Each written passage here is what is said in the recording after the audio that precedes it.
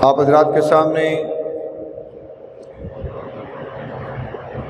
قرآن مجید و فرقان حمید میں سے آیا مبارکہ تلاوت کرنے کا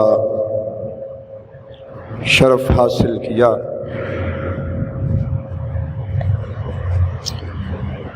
ارشاد ربانی ہے قل بفضل اللہ وبرحمتہ فبذلک فلیفرحوا۔ فرمایا کہ اے محبوب صلی اللہ تعالی علیہ وسلم آپ فرما دیجئے کہ جب تمہیں اللہ کا فضل اور اس کی رحمت مل جائے، فرمایا کہ تم خوشیاں منایا کرو، ہوا خیر مما یجمعون، فرمایا کہ یہ اس چیز سے بہتر ہے جو وہ جمع کر کے رکھتے ہیں۔ اللہ تبارک و تعالیٰ نے اس آیہ کریمہ کے اندر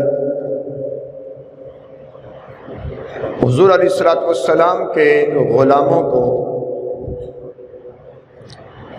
خوشی منانے کا حکم دیا۔ کب؟ فرمایا جب تمہیں اللہ کا فضل اور اس کی رحمت مل جائے تو تم خوشیاں منایا کرو۔ حضرات گرامی، اس آیہ کریمہ کے پہلے لفظ پر آپ غور فرمائیں۔ اللہ فرماتا ہے قل، اے محبوب صلی اللہ تعالی علیہ وسلم آپ ارشاد فرما دیجئے۔ اگر آپ قرآن پاک کا مطالعہ کریں تو آپ کو پتہ چلے گا کہ اللہ تبارک و تعالی جب اپنے بندوں کو مخاطب کرنا چاہتا ہے تو اس کا انداز مختلف ہے، اس کا طریقہ مختلف ہے۔ مثلا اللہ فرماتا ہے یا ایھا الناس، کہ اے لوگوں میری طرف توجہ کرو، یعنی اللہ اس انداز سے اپنے بندوں کو اپنی طرف متوجہ کر رہا ہے۔ دوسرے مقام پر اللہ ارشاد فرماتا ہے یا ایھا الذین آمنوا،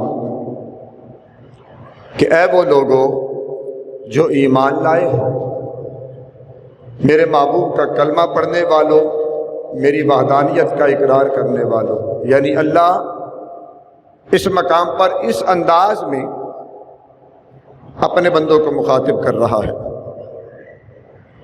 لیکن یہ جو آیہ کریمہ میں نے تلاوت کی ہے، اس کے اندر اللہ کیا فرما رہا ہے؟ قل، اے محبوب صلی اللہ علیہ وسلم آپ ارشاد فرما دیجئے۔ بلکہ رب نے جب اپنی عبادت کا حکم دیا تو فرمایا قل ان صلاتی و نسکی و محیای و مماتی للہ رب العالمین، فرمایا کہ اے محبوب صلی اللہ علیہ وسلم آپ ارشاد فرما دیجئے کہ میری نمازیں بھی اللہ کے لیے ہیں، میری قربانیاں بھی اللہ کے لیے ہیں، میری حیات بھی اللہ کے لیے ہے، میرا وصال بھی اللہ کے لیے ہے، اس رب کے لیے جو سارے جہانوں کا پالنے والا ہے۔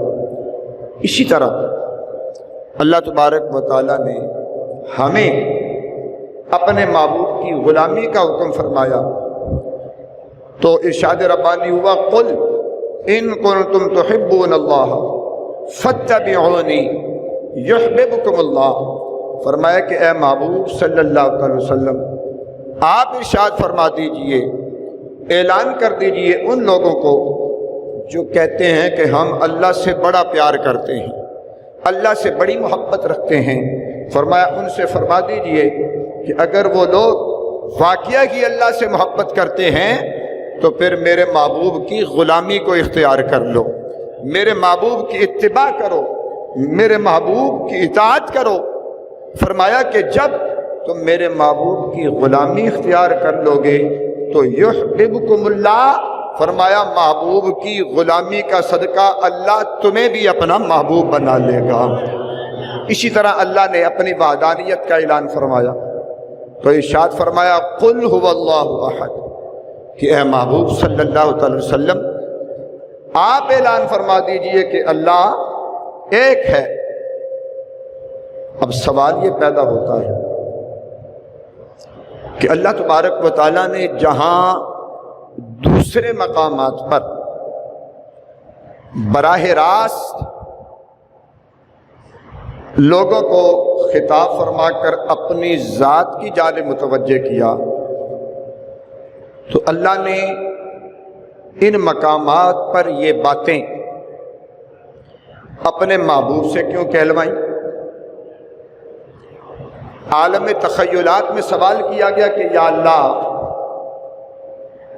توحید تیری ہے، ہونا یہ چاہیے تھا کہ تو براہ راست لوگوں کو اپنی توحید کا اعلان کرتا، براہ راست خطاب فرما کر اپنی توحید کا سبق دیتا، لیکن اے مولا یہ کیا وجہ ہے کہ تو نے اپنی توحید کا بھی اعلان کیا ہے تو مصطفیٰ کی زبان سے کیا؟ یا اللہ وجہ کیا ہے؟ تو عالم تخیلات میں جواب آیا کہ اس کی دو وجوہات ہیں۔ یا اللہ کون کون سی؟ فرمایا پہلی وجہ یہ ہے کہ کائنات ارض و سما کی جتنی بھی نعمتیں تمہیں ملی ہیں نا، فرمایا کہ یہ آمنہ کے لال کے صدقے میں ملی ہیں۔ یہ جتنی نعمتیں تمہیں ملی ہیں حضرت ابوبکر صدیق کے یار کا صدقہ ہے، عمر عثمان غنی کے شہر یار کا صدقہ ہے، مولا علی کے تاجدار کا صدقہ ہے، جناب سیدہ فاطمہ الزہرا کے ابا جان کا صدقہ ہے، حسنین کریمین کے نانا جان کا صدقہ ہے۔ فرمایا یہ ایسی نعمت ہے کہ اگر یہ نعمت تمہیں نہ ملتی تو کائنات مارد وجود میں نہ آتی۔ تو فرمایا میں یہ چاہتا تھا کہ جس محبوب کے صدقے میں میں نے ساری کائنات کو بنایا ہے اس محبوب کی زبان سے میری توحید کا اعلان ہو جائے۔ تو فرمایا اس واسطے میں نے فرمایا قل اے محبوب آپ فرما دیجئے۔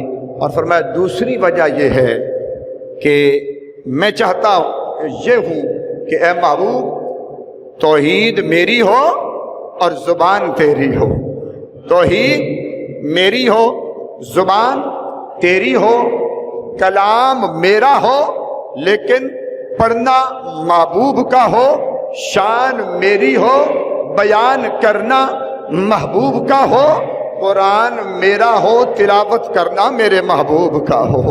اور اسی مقام پر تاجدار گولڑا حضرت پیر سید میر علی شاہ صاحب رحمۃ اللہ تعالی علیہ آپ بولے اللہ اکبر اور بول کر فرمانے لگے او رتے بے نہ کوئی تولے،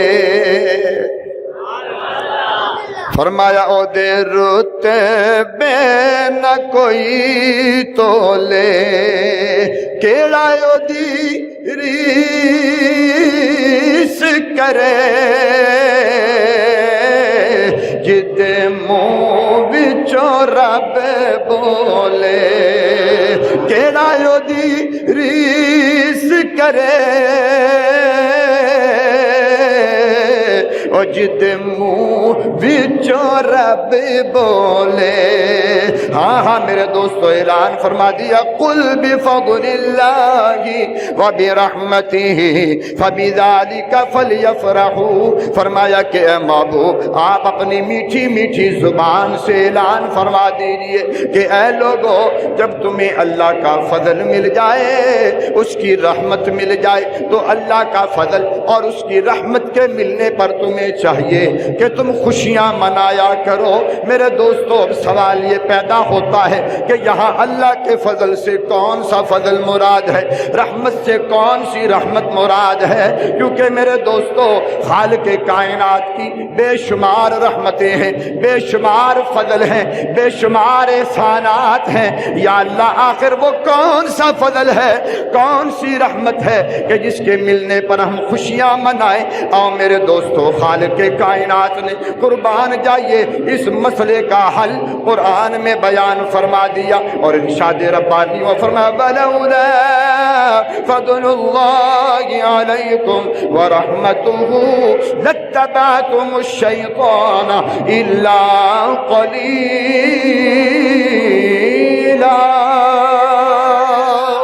इरशाद रब्बानी हुआ, फरमाया, ऐ लोगों, अगर तुम पर अल्लाह का फजल ना होता, उसकी रहमत ना होती, तो तुम में से लोग जो है, बहुत से लोग शैतान की पैरवी करते, सिवाय चंद अफराद के सब लोग शैतान के पैरोकार बन जाते।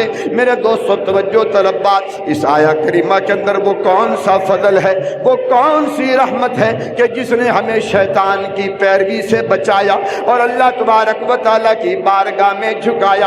आओ हजरत अल्लामा कादी सनाउल्लाह पानीपती अलैहि रहमा तफसीर मजहरी के अंदर जनाब हजरत अल्लामा नईमुद्दीन मुरादाबादी, आप तफसीर कंजुल ईमान के अंदर जनाब हजरत आरिफ बिल्ला हजरत अल्लामा अलाउद्दीन खाजिन तफसीर खाजिन के अंदर इमाम अल मुहद्दिसीन हजरत अल्लामा इमाम फखरुद्दीन राजी रहमतुल्लाह तआला अलैहि, आप तफसीर कबीर के अंदर बयान फरमाते हैं, फरमाया कि इस बल्कि हजरत अल्लामा मुफ्ती अहमद यार खान नईमी गुजराती रहमतुल्लाह तआला अलैहि तफसीर नईमी के अंदर बयान फरमाते हैं, फरमाया कि इस आया करीमा के अंदर फजल रब्बी से मुराद, फजल से मुराद कमली वाले मुस्तफ़ा की ज़ात है, और रहमत से मुराद भी कमली वाले मुस्तफ़ा की ज़ात है। मेरे दोस्तों, अर्ज की गई, या अल्लाह ये बता तेरा सबसे बड़ा फजल कौन सा है, तेरी सबसे बड़ी रहमत कौन सी है? फरमाया, बकाना फजलुल्लाहि अलैका अज़ीमा वमा अरसलनाका इल्ला रहमतल लिल आलमीन। फरमाया, मेरा सबसे बड़ा फजल भी मेरा कमली वाला मुस्तफ़ा है, अल्लाह की सबसे बड़ी रहमत भी कमली वाला मुस्तफ़ा है। क्या? फरमाया कि अगर ये फजल और रहमत ना आती, तुम गुमराह हो जाते, फासिक को फाजिर बन जाते।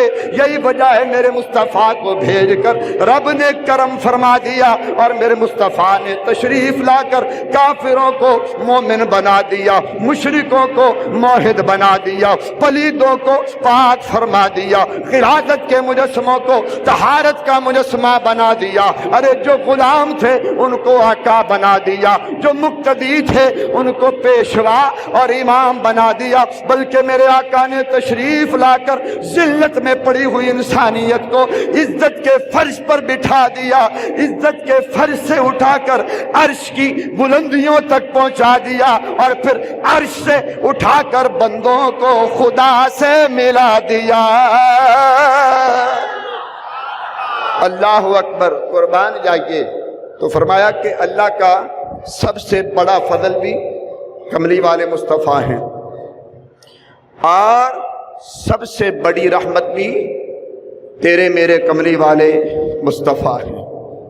अब मेरे दोस्तों, अल्लाह क्या फरमाता है कि अगर तुम्हें मेरा फजल न मिलता, मेरी रहमत न मिलती, तो फरमाया कि तुम में से ज़्यादातर लोग सिवाय चंद अफराद के शैतान के पैरोकार होते और अल्लाह को सजदा करने की बजाय वो किसके आगे झुकते? बुतों के आगे झुक जाते। तो फरमाया कि ये मेरा महबूब है कि जिसने तुम्हें गुमराही से बचाया है और सीधा रास्ता दिखाया है। अब मेरे दोस्तों, पता ये चला कि हमें अल्लाह की मार्फत भी नसीब हुई है तो कमली वाले मुस्तफ़ा के सदके और वसीले से नसीब हुई। तो अल्हम्दुलिल्लाह कुरान पाक से जश्न मीलाद के जवाज़ का मसला साबित हुआ, लेकिन शर्त यह है कि ये मसला उन्हीं पर साबित होता है कि जो ईमानदारी से कुरान पढ़ते हैं, जो محبت مصطفیٰ کو سینے میں رکھ کر قرآن پڑھتے ہیں اور عشق مصطفیٰ کی اینک لگا کر پھر قرآن پڑھتے ہیں، ان پر یہ مسائل جو ہے واضح ہوتے ہیں۔ تو قرآن سے ثابت ہوا کہ حضور علیہ الصلوۃ والسلام کا میلاد منانا، جشن منانا آپ کی ولادت پر، نہ یہ شرک ہے نہ یہ بدعت ہے، بلکہ یہ خالق کائنات کا حکم ہے۔ اب خوشی کس طرح منانی چاہیے، کتنی منانی چاہیے، کیسے منانی چاہیے؟ تو اللہ تبارک و تعالیٰ نے اس کے لیے کوئی حد مقرر نہیں کی، کوئی قاعدہ بیان نہیں کیا۔ ہاں، خوشی کے اظہار کے طریقے مختلف ہیں۔ دیکھو نا، ہم سجدہ کر کے بھی خوشی کا اظہار کر سکتے ہیں، ہم روزے رکھ کر بھی خوشی کا اظہار کر سکتے ہیں، ہم صدقات و خیرات کر کے بھی خوشی کا اظہار کر سکتے ہیں، ہم چراغاں کر کے بھی خوشی کا اظہار کر سکتے ہیں، ہم جلسے اور جلوس نکال کر بھی خوشی کا اظہار کر سکتے ہیں، کیونکہ اللہ فرماتا ہے خوشی مناؤ۔ لیکن خوشی کس انداز سے منانی ہے؟ شریعت کے دائرے کے اندر رہتے ہوئے، جائز طریقے سے، جس سے دین اسلام کو کوئی نقصان نہ پہنچے، شریعت کو کوئی نقصان نہ پہنچے، اور اللہ اور اس کے رسول کے احکام کی خلاف ورزی نہ ہو، اس انداز سے خوشی منائی جائے۔ اب میرے دوستو، عرض کی گئی مولا خوشی کیسے منائیں؟ قربان جائیے۔ میرے دوستو، خالق کائنات نے فرمایا فَلْيَفْرَحُوا، فرمایا کہ جب فضل مل جائے، اس کی رحمت مل جائے، تو فرمایا کہ خوشی مناؤ۔ عرض کی گئی مولا خوشی کس طرح منائیں، کیسے منائیں یا رب العالمین، یا احکم الحاکمین؟ سجدہ کر کے خوشی منائیں، روزے رکھ کر خوشی منائیں، صدقات و خیرات کر کے خوشی منائیں، یا اللہ جلسے اور جلوس کر کے خوشی منائیں، چراغاں کر کے خوشی منائیں۔ فرمایا یا اللہ، عرض کی گئی مولا خوشی کس طرح منائیں؟ گویا عالم تخیلات میں جواب آیا، میں نے رسول تمہیں عطا فرما دیا، اپنا فضل اور اپنی رحمت تمہارے درمیان بھیج دی، شریعت بھی میں نے تمہارے درمیان بھیج دی۔ فرمایا اب شریعت کو دیکھتے جاؤ اور جائز طریقوں سے محبوب کی ولادت کی خوشی منائی جاؤ۔ میرا فضل بھی تمہیں مل گیا، میری رحمت بھی تمہیں مل گئی۔ فرمایا فضل اور رحمت کے ملنے پر تم خوشی مناؤ جائز طریقے سے، یا اللہ کوئی پابندی نہیں فرمایا، کسی جائز طریقے پر کوئی پابندی نہیں لگائی۔ اگر پابندی لگاتا تم مجبور ہو جاتے، پریشان ہو جاتے۔ فرمایا میں جانتا تھا کہ جیسے جیسے وقت گزرتا جائے گا خوشی کے انداز بدلتے جائیں گے، اس لیے پابندی نہیں لگائی تاکہ محبوب کے میلاد کے منانے میں کوئی کمی نہ آ جائے، میرے محبوب کے غلام پریشان نہ ہو جائے۔ فرمایا اس بات سے خوشی مناؤ، جائز طریقے سے خوشی مناؤ۔ فرمایا نبی کے غلاموں، جائز طریقے سے خوشی تم مناتے جاؤ گے اور تم پر کرم میں فرماتا جاؤں گا۔ اللہ اکبر۔ اسی لیے اللہ فرماتا ہے فَلْيَفْرَحُوا، کہ جب تمہیں میرا فضل مل جائے، میری رحمت مل جائے، تو کیا کرو؟ خوشیاں مناؤ۔ کہیں فرمایا فَلْيَسْجُدُوا، سجدے کرو، کسی مقام پر فرمایا فَلْيَعْبُدُوا، اس کی عبادت کرو، کسی مقام پر فرمایا فَلْيُنْفِقُوا، اس کی راہ میں خرچ کرو۔ یعنی اللہ فرماتا ہے سجدے بھی کرو، یہ بھی خوشی کا اظہار ہے۔ فرمایا کہ میری راہ میں خرچ کرو، یہ بھی خوشی کا اظہار ہے۔ عبادت کرو، یہ بھی خوشی کا اظہار ہے۔ تو فرمایا اس لیے میں نے یہ خوشیاں جائز طریقے سے منانا جائز قرار دیا۔ کیوں؟ میں چاہتا ہوں کہ میرے محبوب کا میلاد صرف نمازوں تک محدود نہ رہ جائے، صرف سجدوں تک محدود نہ رہ جائے، صرف صدقات و خیرات تک محدود نہ رہ جائے۔ نہیں، فرمایا بس اپنی حیثیت کے مطابق جو بھی جائز طریقے سے میلاد مناتا جائے گا، جو بھی جائز طریقے سے حضور کی آمد پر خوشی کا اظہار کرتا چلا جائے گا، فرمایا جو میلاد مناتا چلا جائے گا، بس وہ اللہ کی رحمت سے اپنی جھولیاں بھرتا چلا جائے گا۔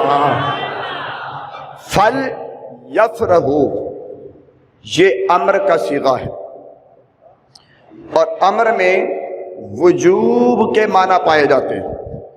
یعنی فَلْيَفْرَحُوا، خوشی مناؤ جب اس کا فضل مل جائے اور اس کی رحمت مل جائے۔ اور فضل اور رحمت میرے مصطفیٰ ہیں، اللہ کا سب سے بڑا فضل، سب سے بڑی رحمت۔ تو فرمایا کہ جب میرے محبوب کا میلاد ہونا تو ہر مسلمان پر میرے محبوب کے میلاد کا جشن منانا واجب ہو جاتا ہے، لازم ہو جاتا ہے کہ وہ خوشی کا اظہار کرے۔ آگے کیا فرمایا؟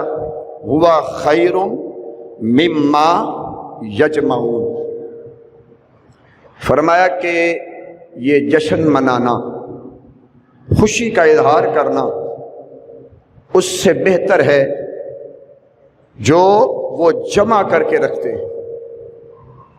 اب میرے دوستو، جمع کیا چیز ہو سکتی ہے؟ مجھے بتاؤ، دین جمع ہو سکتا ہے یا دنیا؟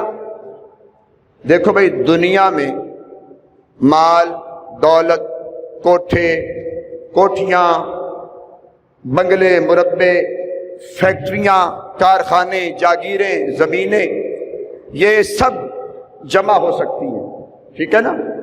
اور دین کے اندر نماز، روزہ، حج، زکوٰۃ، صدقات، خیرات وغیرہ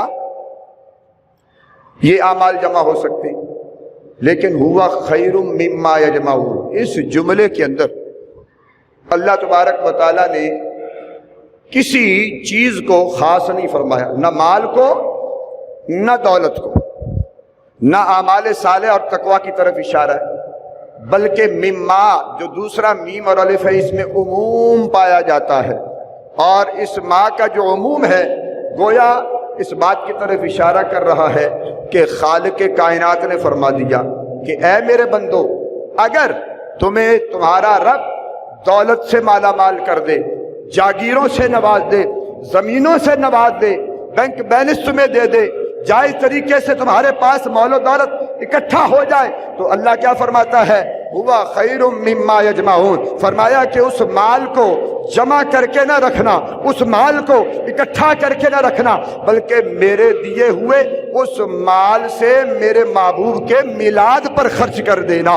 میرے محبوب کا میلاد بنانا۔ فرمایا کہ اگر تم خرچ نہیں کرو گے میرے محبوب کی آمد پر، خوشی کا اظہار نہیں کرو گے، تو فرمایا تمہارے نزدیک وہ مال اچھا ہوگا، لیکن میری بارگاہ میں اس مال کی کوئی قیمت نہیں ہوگی، کوئی فکت نہیں ہوگی، کوئی حیثیت نہیں ہوگی۔ کیوں؟ فرمایا تم نے اس مال کو جمع کر کے رکھا، اور میں تم سے کہہ رہا ہوں کہ جب فضل اور رحمت مل جائے تو فلیفرحوا، خوشی منانا، مما یجمعون، مال کو جمع کر کے نہ رکھنا۔ تو میرے دوستو، فرمایا اس واسطے جب تمہیں مال مل جائے، اگر اس مال کو قیمتی بنانا چاہتے ہو، اگر اس مال سے برکت حاصل کرنا چاہتے ہو، تو بس میرے محبوب کے میلاد پر خرچ کر دینا۔ فرمایا مصطفیٰ کی آمد کی خوشی میں جب تم اپنا جائز پیسہ میری راہ میں مصطفیٰ کی خوشی میں لٹاؤ گے، تو پھر دیکھنا کہ تم پر کتنا کرم ہو جائے گا، میری کتنی مہربانی ہو جائے گی۔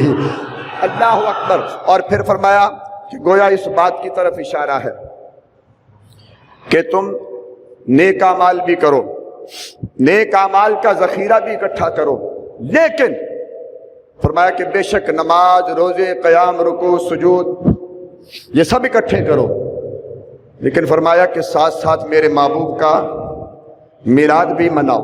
کیوں؟ فرمایا دنیا کا مال اور دین کے اعمال اکٹھا کرنا بھی بہتر ہے، اور بلکہ ضروری ہے، اور فرمایا اس سے بہتر میرے مصطفیٰ کا میلاد منانا ہے۔ کیوں؟ فرمایا تمہیں دنیا بھی ملی ہے تو مصطفیٰ کے صدقے سے ملی ہے، تمہیں دین بھی ملا ہے تو میرے مصطفیٰ کے صدقے سے ملا ہے۔ اب میرے دوستو، جب ہم حضور کا میلاد مناتے ہیں نا، اور ایسی باتیں جب ہم بیان کرتے ہیں، تو جو منکرین میلاد ہیں وہ کہتے ہیں میاں بات یہ ہے کہ تم لوگ حضور کا میلاد مناتے ہو، بازار سجاتے ہو، کیا تم صحابہ سے بڑھ کر حضور کے چاہنے والے ہو؟ کیا صحابہ سے بڑھ کر حضور سے محبت کرنے والے ہو؟ صحابہ نے تو حضور کا میلاد نہیں منایا، صحابہ نے تو اس انداز سے خوشیاں نہیں منائی۔ اگر میلاد منایا ہے تو ثابت کرو، اور اگر نہیں تو اس بدعت کو چھوڑ دو۔ تو میرے دوستو، یہ جو باتیں ہیں نا، یہ کم عقلی اور جہالت کی باتیں، کیوں؟ جو لوگ ایسی باتیں کرتے ہیں آپ ان سے پوچھیں کہ میاں ہمیں یہ بتاؤ کہ جب حضور علیہ الصلوۃ والسلام کی ولادت ہوئی تو کیا اس وقت صحابہ موجود تھے؟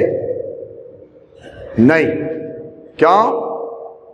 میرے آقا نے آتے ہی اعلان نبوت نہیں فرمایا دنیا میں، اور نہ ہی سرکار کے آتے ہی آپ پر صحابہ ایمان لائے، نہیں، کیونکہ صحابی کی تعریف یہ ہے کہ جو ایمان کی نظروں سے کملی والے مصطفیٰ کا چہرہ دیکھ لینا اور کلمہ پڑھ لے تو وہ صحابیت کے درجے پر فائز ہو جاتا ہے۔ اب میرے دوستو، میرے آقا دو عالم صلی اللہ تعالی علیہ وسلم آپ نے جب اس دنیا میں قدم رکھا تو وہ زمانہ، وہ دور تاریکی کا دور تھا۔ اس زمانے میں تو لوگ اللہ تبارک و تعالیٰ کو نہیں مانتے تھے، رب کو نہیں پہچانتے تھے، وہ صحابی کیسے بن جاتے؟ حضور علیہ الصلوۃ والسلام نے 40 سال ان کے درمیان گزارے، پاکیزہ اور طیب اور طاہر زندگی گزاری۔ جب 40 سال گزر گئے، خالق کائنات نے فرمایا اے محبوب اب ایسا کرو کہ میری وحدانیت کا اعلان کر دو، اپنی رسالت کا اعلان کر دو۔ اب میرے کملی والے مصطفیٰ کریم نے اللہ کی وحدانیت کا اعلان کیا، اپنی رسالت کا اعلان کیا، تو وہ لوگ جو آپ کو صادق کہتے تھے، امین کہتے تھے، پاک باز کے لقب سے پکارتے تھے، انہی لوگوں نے معاذ اللہ آپ کو مجنوں اور کاذب کہنا شروع کر دیا، یہاں تک کہ آپ کو بیت اللہ شریف میں عبادت کرنے سے منع کر دیا۔ آپ جب تک مکہ شریف میں رہے لوگ آپ کو ستاتے رہے، آپ کو گالیاں دیتے رہے، آپ پر پتھر برساتے رہے، یہاں تک کہ جو کلمہ پڑھ کے مسلمان ہوتا تھا وہ بھی بڑی مصیبتوں میں گر جاتا تھا، اسے بھی طرح طرح سے تنگ کیا جاتا تھا۔ اب میرے دوستو توجہ، جب ماحول ایسا ہو کہ بیت اللہ شریف میں عبادت ہی نہ کرنے دی جائے تو بتاؤ بھائی صحابہ اس دور میں آقا کا میلاد کیسے مناتے؟ میلاد جشن، خوشی، امن کے ماحول میں ہوتی ہے، سکون کے ماحول میں خوشی منائی جاتی ہے۔ جب امن ہی نہیں تھا، سکون ہی نہیں تھا تو میلاد کہاں سے ہوتا؟ ہاں، جب کملی والے مصطفیٰ کریم علیہ الصلوۃ والسلام اپنے غلاموں کو لے کر مکہ شریف سے مدینہ المنورہ تشریف لائے نا، تو پھر حضور کے صحابہ نے اپنے طریقے سے مدینے میں حضور کا میلاد منایا، اور سرکار سے اجازت لے کر سرکار کے سامنے حضور کا میلاد بیان کیا، اور تقریریں کی، تقریریں صحابہ نے کی، اور سرکار سن کر خوش ہوئے۔ اب میرے دوستو آقا کا میلاد کیسے منایا گیا؟ خصائص کبریٰ جلد نمبر ہے 1، دیوبندیوں کے مولانا اشرف علی تھانوی، ان کی کتاب ہے نشر الطیب فی ذکر النبی الحبیب، اور امام قسطلانی کی ہے مواہب لدنیا، جلد نمبر ہے 1۔ فرمایا کہ سرکار مدینہ صلی اللہ علیہ وسلم آپ جب 9 ہجری میں غزوہ تبوک سے واپس تشریف لائے تو فرمایا کہ مدینہ پاک میں مسجد نبوی میں محفل سجی، صحابہ کرام وہاں مجمع آپ کا تشریف فرما ہے، سارا مدینہ خوش ہے کہ اللہ کے فضل و کرم سے کملی والے مصطفیٰ باخیر و عافیت واپس تشریف لے آئے۔ اب میرے دوستو سرکار کے غلام سرکار کے دیدار سے، سرکار کے دیدار کی لذت سے لطف اندوز ہو رہے ہیں کہ اچانک حضور کے پیارے چچا جان حضرت عباس رضی اللہ تعالیٰ عنہ اٹھ کر کھڑے ہوتے ہیں اور عرض کرتے ہیں پیارے آقا اگر آپ اجازت دیں تو میں آپ کا میلاد نہ بیان کر دوں۔ اللہ اکبر۔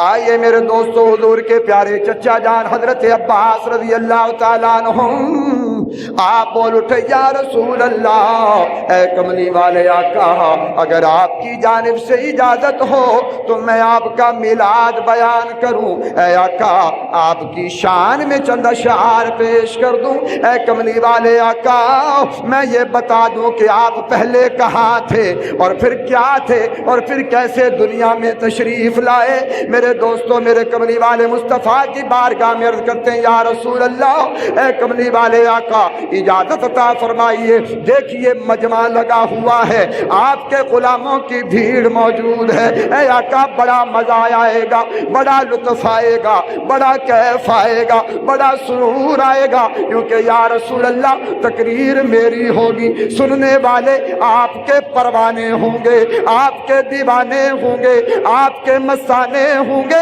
या रसूल अल्लाह इजाजत दीजिए, क्योंकि आका खिताबत मेरी होगी, सदारत तेरी होगी।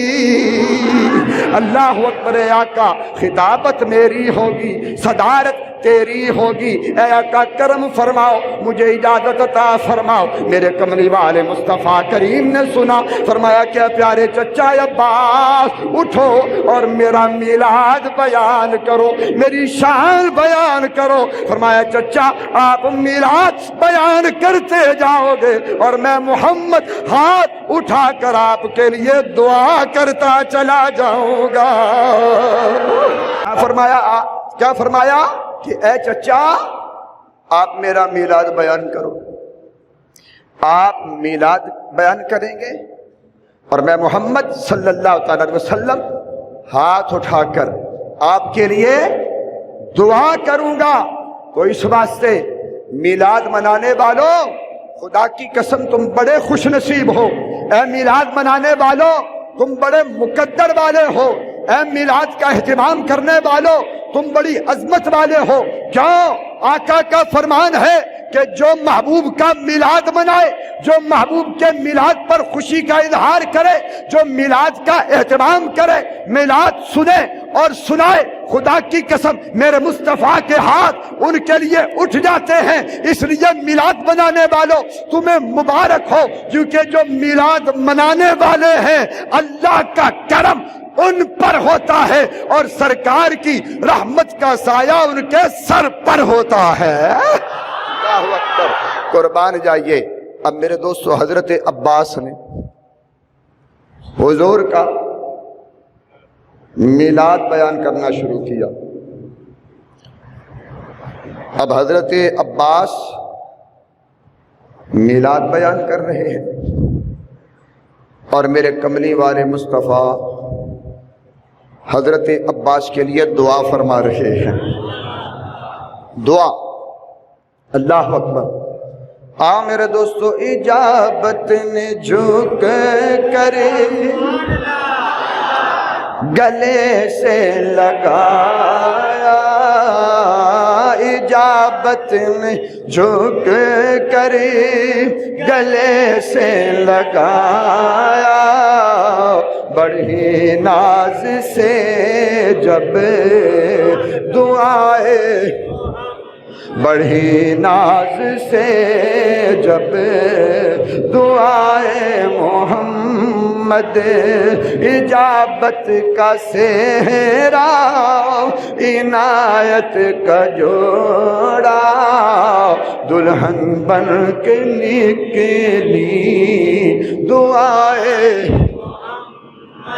नमाज़ें पढ़े जा, अज़ाने दिए जा, शबो रोज सजदों पे सजदे किए जाओ, सजदे किए जाओ, नमाज़ें उसी की, अज़ानें उसी की, नमाज़ें उसी की, अज़ानें उसी की, जिसे पंजतन का घराना मिला है, जिसे पंजतन का घराना मिला है।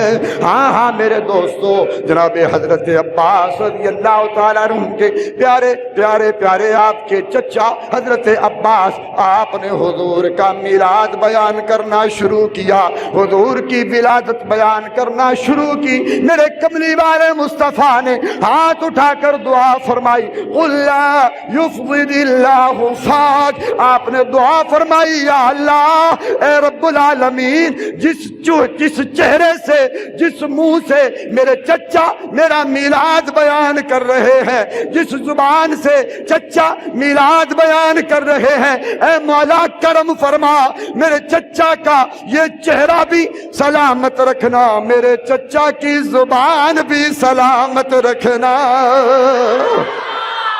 قربان جائیے میرے دوستو، حضرت عباس نے دعا فرمائی، حضرت عباس نے میلاد بیان کیا، آقا نے دعا فرمائی کہ یا اللہ میرے چچا کے چہرے کو بھی سلامت رکھنا، میرے چچا کی زبان کو بھی سلامت رکھنا۔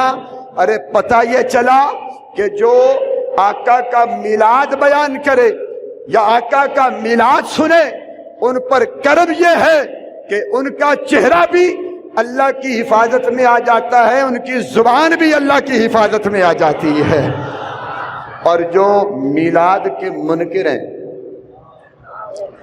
جو دن رات جن کا کام ہی نبی پاک کے گیلے شکوے کرنے، جن کی ڈیوٹی یہی ہے کہ حضور میں نعوذ باللہ فلاں کمی تھی فلاں کمی تھی، یہ نہیں، جو میلاد کے منکر ہیں، خدا کی قسم اللہ ان کے چہرے اس دنیا میں مسخ فرما دیتا ہے۔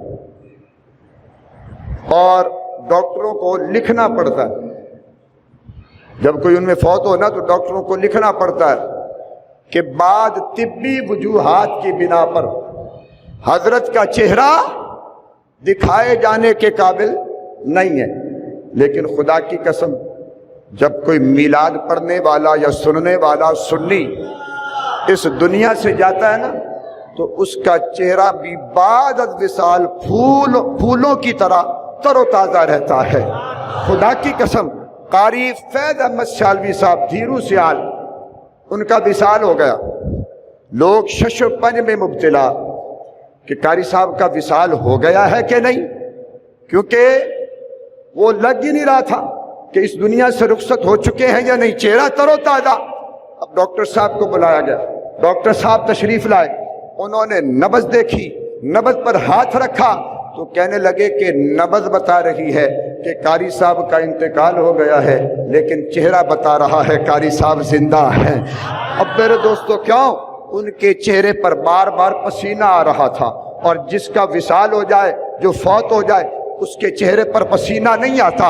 اب دنیا حیران و پریشان، ڈاکٹر صاحب حیران و پریشان کہ یہ معاملہ کیا ہے، بندہ فوت ہو چکا ہے، قاری صاحب دنیا سے جا چکے ہیں، لیکن چہرے پر پسینہ ہے۔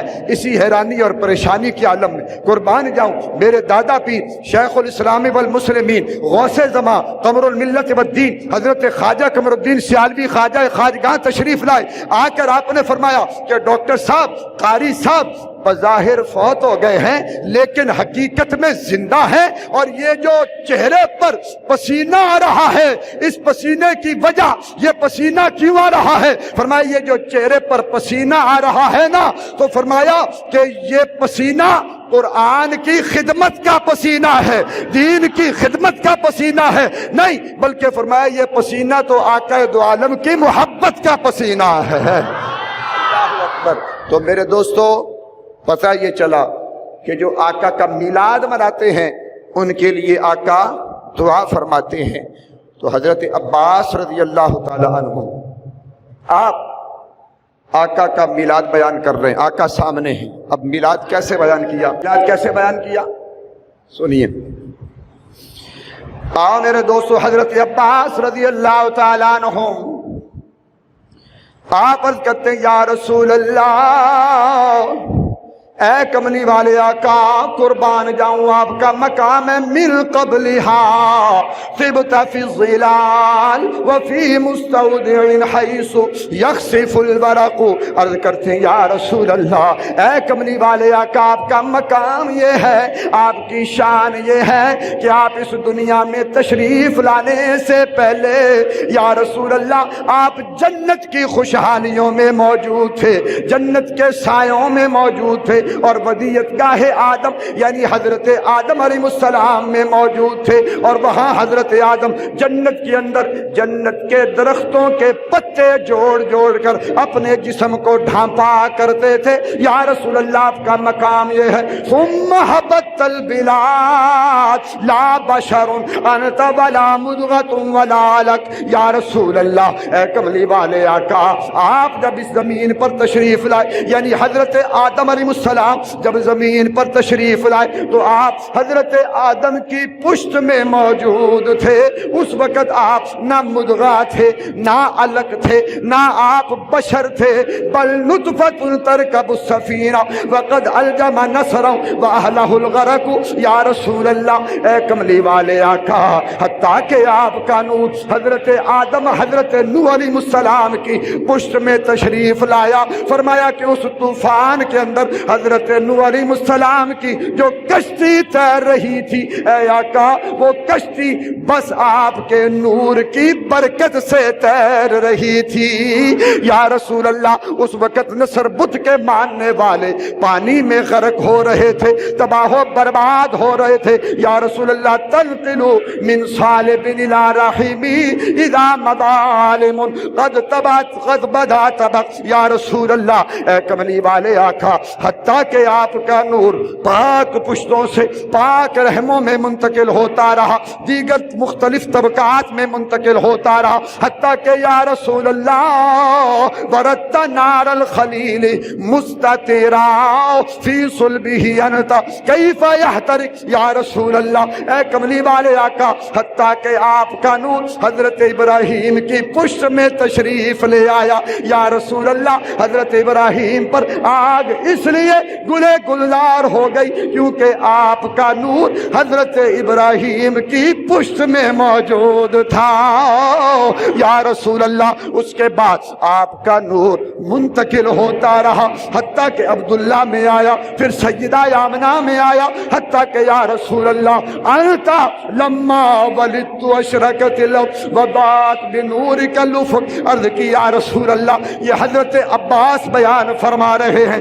میرے دوستو، بیان حضرت عباس کا ہے، زبان میری ہے۔ آؤ میرے دوستو، آپ بیان فرما رہے ہیں، یا رسول اللہ جب آپ کی ولادت ہوئی، آپ اس دنیا میں تشریف لائے تو یا رسول اللہ آپ کے تشریف لانے سے ساری زمین بھی روشن ہو گئی، آسمان بھی روشن ہو گئے، بلکہ یوں کہہ لو کہ جناب حضرت عباس کے کہنے کا مقصد یہ تھا کہ یا رسول اللہ جب آپ تشریف لائے تو آپ کے تشریف لانے سے زمین بھی روشن ہو گئی، زمان بھی روشن ہو گئے، مکی بھی روشن ہو گئے، مکان بھی روشن ہو گئے، چنی بھی روشن ہو گئے، چنا بھی روشن ہو گئے، مکان بھی روشن ہو گئے، لامکان بھی روشن ہو گئے، حتیٰ کہ یا رسول اللہ جب آپ تشریف لائے تو یہ جہاں بھی روشن ہو گیا، وہ جہاں بھی روشن ہو گیا۔ اب یہ میلاد کون بیان کر رہا ہے؟ حضور کے چچا جان۔ اور کن کے سامنے میلاد بیان ہو رہا ہے؟ حضور کے سامنے میلاد بیان ہو رہا ہے۔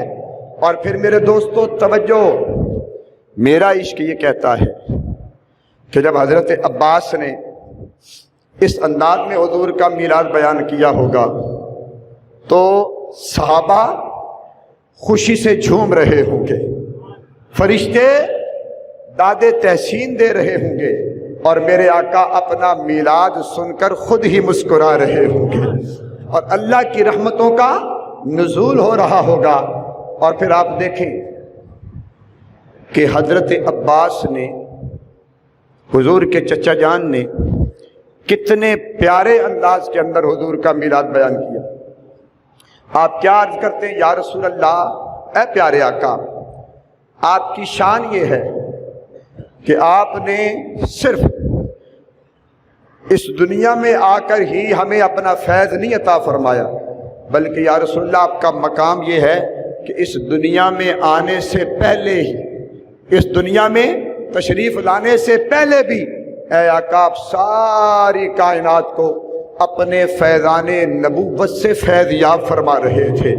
وہ کس طرح یا رسول اللہ وہ اس طرح کہ حضرت آدم علیہ السلام کی توبہ قبول ہوئی تو آپ کے وسیلے سے، حضرت نوح علیہ السلام کی کشتی پار لگی تو آپ کے وسیلے سے، حضرت ابراہیم علیہ السلام پر آج گلے گلزار ہوئی تو آپ کے وسیلے سے، یہ جہان روشن ہوا آپ کے نور کے وسیلے سے، زمین روشن ہوئی آپ کے نور کے وسیلے سے، آسمان روشن ہوئے آپ کے نور کے وسیلے سے۔ اب میرے دوستو، آج اگر ہم سنی حضور کے وسیلے کی بات کریں تو مولوی کہتا ہے یہ شرک ہے، یہ بدعت ہے، وسیلہ حرام ہے۔ حضور کے نور ہونے کی بات کریں تو کہتا ہے میاں یہ شرک ہے، یہ بدعت ہے۔ لیکن قربان جائیے، جب حضور کے سامنے حضرت عباس نے وسیلے کا ذکر فرمایا، حضور کے نور ہونے کا ذکر فرمایا، حضور نے منع نہیں کیا، کسی صحابی نے اعتراض نہیں کیا، رب نے جبریل کو نہیں بھیجا کہ محبوب حضرت عباس سے کہہ دیجئے کہ یہ چیزیں حرام ہیں، وسیلہ حرام ہے، نور حرام نہیں۔ میرے دوستو، رب نے پیغام نہیں بھیجا، مصطفیٰ خوش ہو رہے ہیں۔ ارے پتہ یہ چلا، معلوم یہ ہوا کہ حضرت عباس بھی حضور کے وسیلے کے قائل، تو ہم سنی بھی حضور کے وسیلے کے قائل، حضور کے صحابہ بھی حضور کے وسیلے کے قائل، تو ہم سنی بھی آقا کے وسیلے کے قائل۔ ارے حضور کے چچا حضرت عباس بھی حضور کے نور ہونے کے قائل، ہم بھی نور کے قائل، صحابہ بھی نور کے قائل، ہم بھی نور کے قائل۔ پتہ یہ چلا کہ ہمارا عقیدہ کوئی من گھڑت عقیدہ نہیں، بلکہ خدا کی قسم ہم سنیوں کا، ہم حنفیوں کا، ہم بریلویوں کا وہی عقیدہ ہے جو حضور کے صحابہ کا عقیدہ ہے۔ اور پھر حضرت عباس نے آقا کے سامنے آقا کا میلاد کیا، آقا نے اپنا میلاد خود سماعت فرمایا، حضور کے صحابہ نے آقا کے سامنے آقا کی صدارت میں بیٹھ کر میلاد سنا۔ پتہ چلا کہ میلاد سننا سنانا شرک اور بدعت نہیں، بلکہ یہ حضور کے صحابہ کی بھی سنت ہے اور خود کملی والے مصطفیٰ کی بھی سنت ہے۔